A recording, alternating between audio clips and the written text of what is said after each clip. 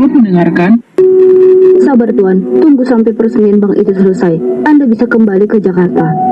Menunggu sampai 2 minggu ke depan. Halal menarik nafas dalam-dalam, terbesit rasa kebencian yang teramat dalam. Apa daya, dia tidak bisa berontak pada pamannya. Karena melawan Alfonso, sama saja membangkang pada ayahnya.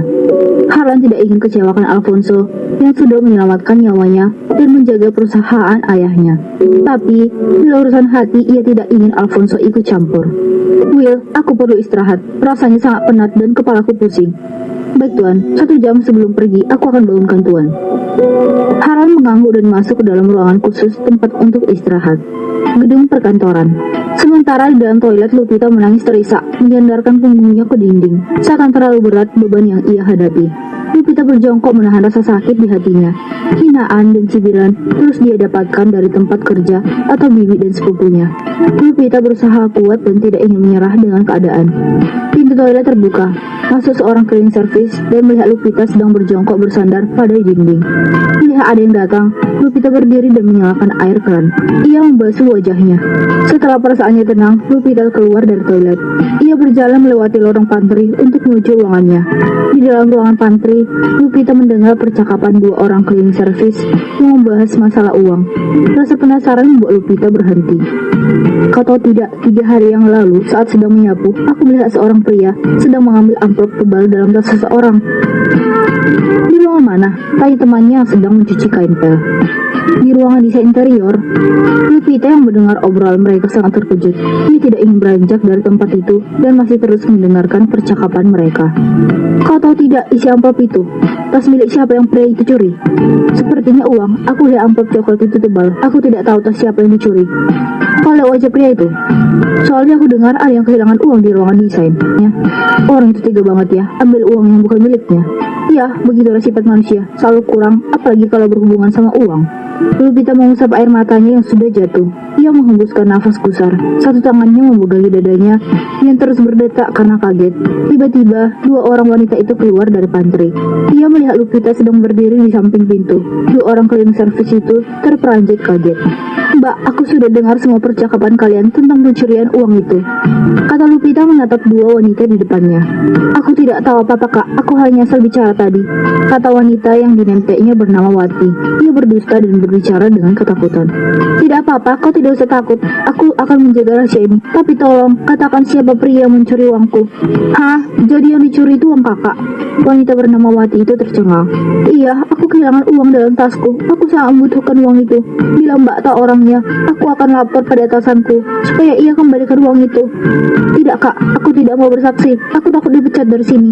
Kau tidak usah takut, aku akan bertanggung jawab. Kau tidak akan dipecat bila bicara kebenaran. Tidak kak, aku tidak lihat wajah pria itu. Wanita bernama Wati itu langsung menghindar dan berjalan cepat meninggalkan Lupita.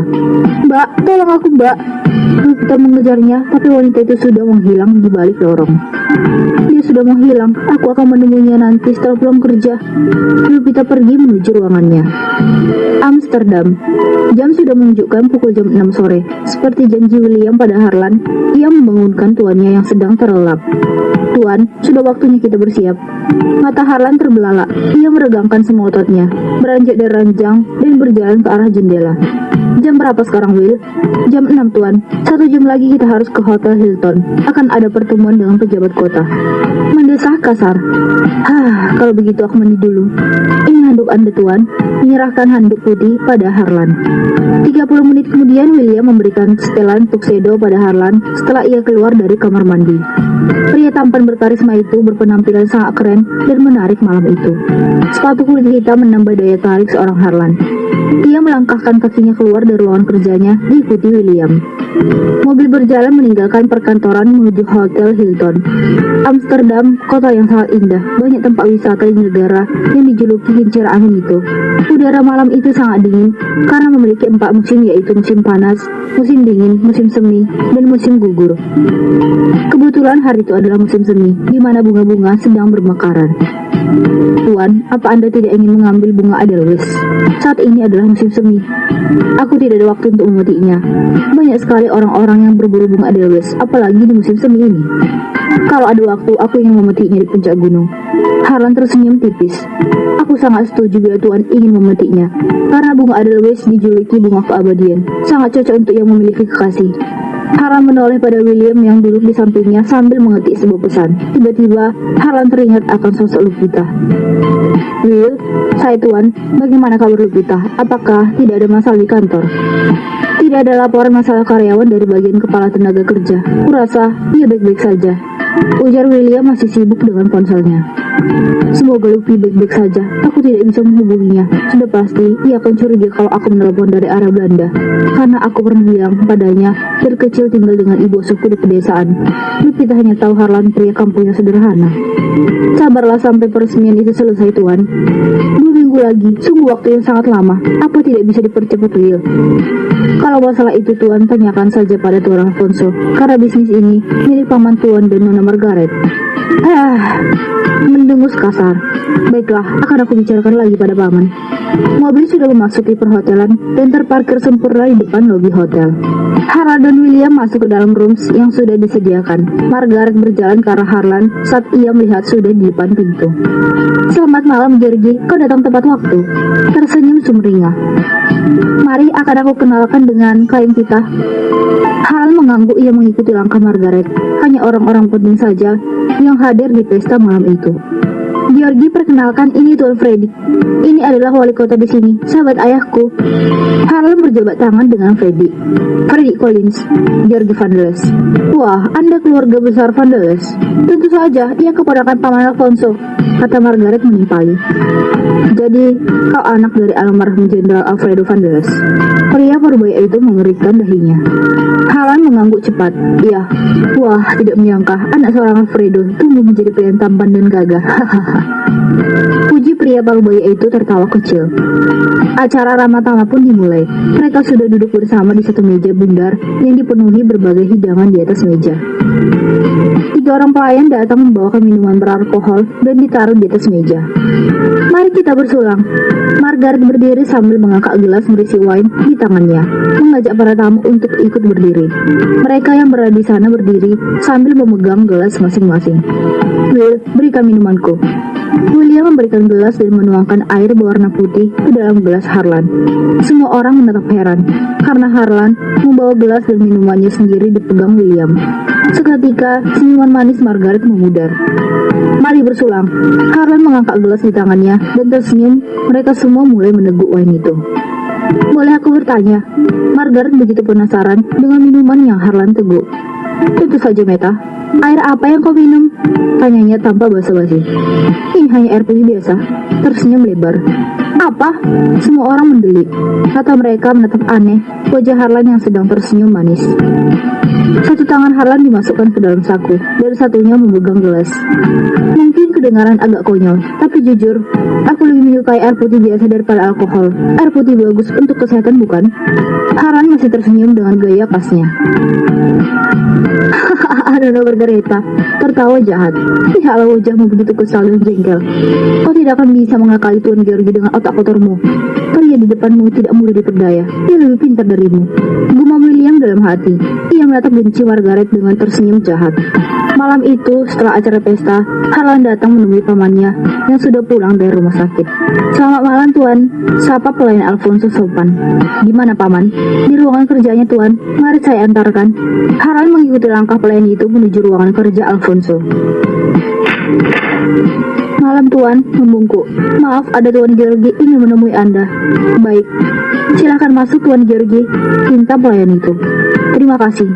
Harlan berjalan masuk ke dalam ruangan kerja Alfonso. Malam paman. Georgie, ada perlu apa berkunjung ke rumah paman? Alfonso berjalan ke arah Harlan. Mereka berangkulan. Ada yang harus aku bicarakan paman. Iya, katakanlah.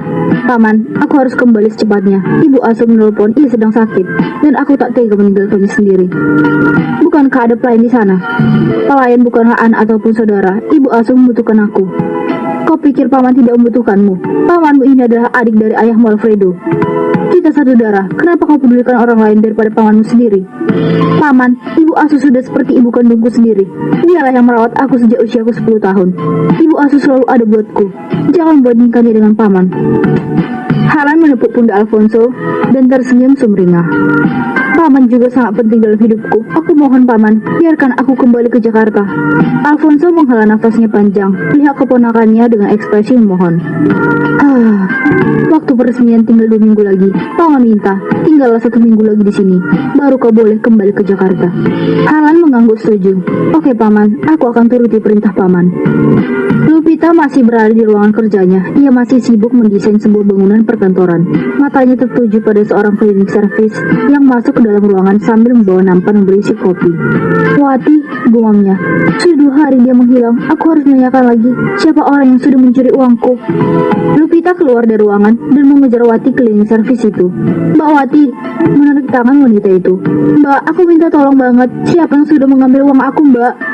Saya tidak tahu, Kak. Saya tidak bisa melihat orangnya. Wati pergi begitu saja dan terus menghindar. Ya Allah, kenapa tidak ada satupun orang yang membantu aku? Semoga yang mencuri uangku sadar dan kembalikan hak milikku. Jam sudah menunjukkan pukul 12 siang. Semua karyawan sudah keluar kantor untuk beristirahat. Ada juga yang makan siang di kantin. Di jam istirahat, Lupita berjalan keluar gedung perkantoran menuju kantor Harlan yang bersebelahan dengan kantor Vandeles. Entah kenapa, hatinya selalu ingin datang ke sana. Apa aku salah bila datang ke kantor Mas Harlan dan menanyakan keadaannya? Gumamnya bicara sendiri. Ia menghentikan langkahnya dan terus berpikir.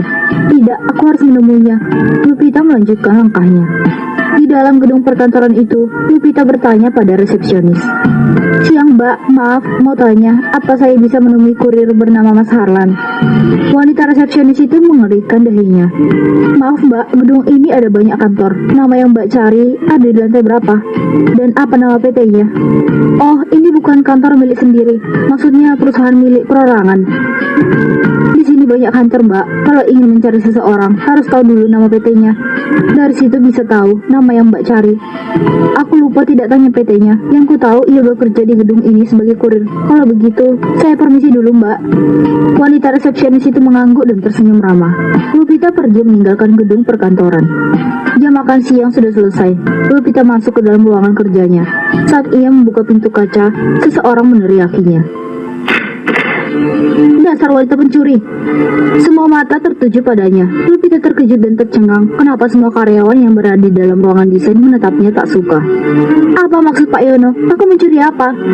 Tanya Lupita menatap bingung. Desain ini milikku kan? Memperlihatkan sebuah makalah. Kau berani mencuri dan merubah struktur yang aku buat. Apa namanya kalau bukan pencuri? Lupita terperanjat kaget kalau desain yang sudah dibuang itu ada di tangan pemiliknya. Pak Yono, Bapak jangan salah paham padaku. Bukankah waktu itu Bapak menyuruh aku membawa potong sampah? Kupikir sudah tidak terpakai lagi dan aku membawanya pulang untuk dipelajari. Dan aku merubah beberapa bagian dan merevisinya hanya di waktu senggang saja. Tapi sama saja itu mengambil hak milik orang lain. Itu tidak benar. Aku tidak mencurinya karena Pak Yono sudah membuangnya. Makanya aku mengambil yang sudah dibuang. Mata Lupita sudah berkaca-kaca. Sekarang kau ikut aku ke ruangan Pak Direktur. Bentak Yono emosi. Bawa saja ke ruangan Pak Andrea. Biar dia dipecat. Berartinya mengambil desain orang. Rutu Anton menimpali. Lupita digiring ke ruangan Pak Andreas, direktur utama di perusahaan Vandeles. Lupita dan Yono sudah berada di ruangan direktur. Yono sangat bersemangat menceritakannya. Tidak Tuan, itu tidak benar. Aku tidak mencurinya. Pak Yono sendiri yang menyuruh membuangnya ke tong sampah dan aku mengambilnya. Kau tidak usah berkelit lagi dan ini buktinya. Yono memberikan makalah desain itu pada direktur Andreas. Direktur yang bernama Andreas itu menatap Lupita yang terlihat tegang dan ketakutan. Lalu Lupita, setelah saya pertimbangkan dan melihat bukti ini, Yono sudah mengambil hak milik Pak Yono. Anda saya pecat. Apa? Bagai disambar petir, jantung Lupita hampir berhenti. Air mata sudah mencair dan menetes di pipinya. Ia menelan salivanya menahan getir di hatinya. Tuan pecat saya? Tanya Lupita tak percaya. Iya, mulai besok tidak perlu masuk lagi. Tapi Tuan, aku tidak mencurinya. Aku berani bersumpah. Pergilah dari ruanganku, seru Andreas. Baik Tuan, terima kasih. Lupita keluar ruangan dengan langkah gontai. Di dalam ruangannya, Lupita mengambil tas dan membereskan berkas desain di atas meja. Setelah berada di luar gedung, ia memandang perkantoran Vandeles yang menjulang tinggi. Dadanya begitu sesak. Ia terus melangkah pergi, membawa hati terluka. Di dalam angkot, Lupita terus merenung. Ia difitnah dan dipecat secara tak hormat karena kesalahpahaman. Berkali-kali, ia mengusap air mata yang terus menetes. Lupita tak peduli tatapan penumpang di dalam angkot. Tiba-tiba jalanan arah ke tempatnya macet. "Ada apa?" tanya supir angkot pada temannya. "Ada kebakaran warung di pinggir jalan." Tiba-tiba jantung Lupita berdebar kencang. Ia merasa gelisah, pikirannya sudah tak karuan. "Bang, berhenti di sini saja." Lupita membayar angkot dan turun dari mobil. Ia terus berjalan cepat untuk sampai di depan gang. Kobaran api semakin jelas terlihat. Lupita penasaran dan terus berjalan ke arah warung pamannya yang berada di pinggir jalan. Saat sudah dekat, Lupita terperanjat kaget. Ia hampir saja pingsan. "Paman!" Lupita berlari ke arah pamannya yang sedang meraung di depan kobaran api. "Ya Allah, warung paman kebakaran. Siapa yang sudah tega melakukan ini semua?" Lupita berseru. "Paman, jangan!" teriak Lupita ikut menarik tubuh pamannya bersama orang-orang di sekitarnya. "Pak Imron, jangan nekat, Pak!" teriak orang-orang yang berada di sana. "Paman, sebenarnya apa yang sudah terjadi?" Lupita bertanya sambil merangkul pundak Imron. "Ini perbuatan anak buah juragan Karyo. Mereka yang membakar warung ayahku," teriak Lupita menangis histeris. "Warungku habis terbakar bersama barang-barang di dalamnya." Imron jatuh terduduk di tanah. Sebagian orang-orang sudah membantu memadamkan api dengan membawa air di dalam ember. Seketika air padam, tersisa puing-puing bangunan bata yang hancur. Sebagian warung itu pakai kayu dan triplek sudah habis terbakar. Imron terus meratapi nasib dan warungnya. Kini tidak ada lagi mata pencarian untuk kebutuhan hidupnya sehari-hari. Lupita hanya menatap ibu pamannya dan memujuk untuk pulang.